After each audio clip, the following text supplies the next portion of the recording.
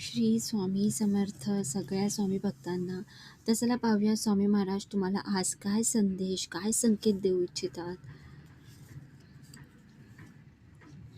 Positive attitude रखे, self respect रखे, आप रिस्पेक्ट के काबिल हो, सच्चे प्यार के काबिल हो.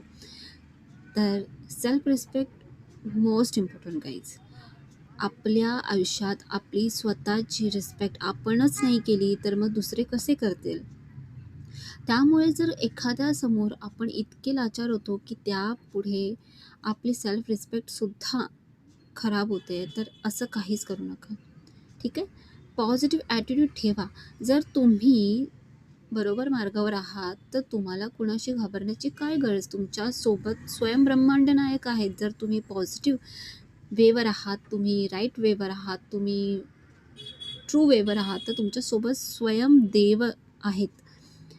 तर मग तुम्हाला काय गरज आहे कोणाची भिण्याची किंवा आपली सेल्फ रिस्पेक्ट पाडून कोणासमोर इतके लाचार होण्याची. माहिती आहे तुम्हाला ती गोष्ट आहे की देवाकडे ही मागणी करा की देव, मी जेव्हा कधी लाचार होऊ तर तुझ्याच पायी येऊन पडू, म्हणजे तुझ्या चरणाशीच येऊ. अजून कोणा दुसऱ्यांच्या पायी जाण्याची म्हणजे असे दिवस येऊ देऊ नकोस की जर मला कोणाच्या पाया पडावं लागलं तर मी तुझ्याच पडू, कोणा दुसऱ्याची नाही. So self respect is most important. ठीक आहे. आणि तुम्हाला तुमच्यापर्यंत चांगल्या ज्या गोष्टी तुमच्यासाठी आहेत ते नक्कीच तुमच्यापर्यंत स्वतःहून येतील. कारण तुम्ही डिझर्व करता.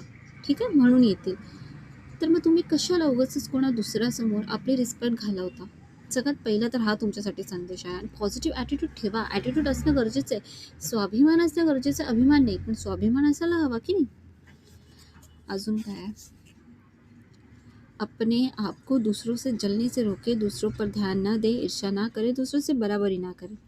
आणि सेम दुसऱ्यांशी स्वतःला कम्पेअर करणं सोडा. मला इथे जलन, ईर्ष्या भावना काहीच लोकांची वाटते, सगळ्यांची वाटत नाही. तर दुसऱ्यांशी ईर्ष्या करणं सोडा आणि दुसऱ्यांशी आपली बराबरी करणं सोडा.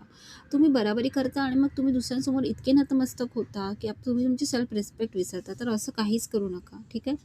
कोणाशीच कोणाची बराबरी करू नका. कारण प्रत्येक आपलं भाग्य घेऊन आलेला असतो. कोणाकडे काही आहे तर कोणाकडे काही नसतं. प्रत्येकाचं आयुष्य ही त्याच्या जगण्याची पद्धत आहे, त्याच्या कर्माचे फळ आहे. तर प्लीज स्वतःची बराबरी कधीच कोणाशी करू नका. आपल्या आयुष्यात आपला देव जर काही पाठवतो तर ते आपल्यासाठी चांगलं असतं, तेच तो पाठवतो. आपल्याला काय चांगलं वाटतं ते नाही, तर आपल्यासाठी काय चांगलं हीच पाठवतो. ही गोष्ट नेहमी लक्षात ठेवा. श्री स्वामी समर्थ.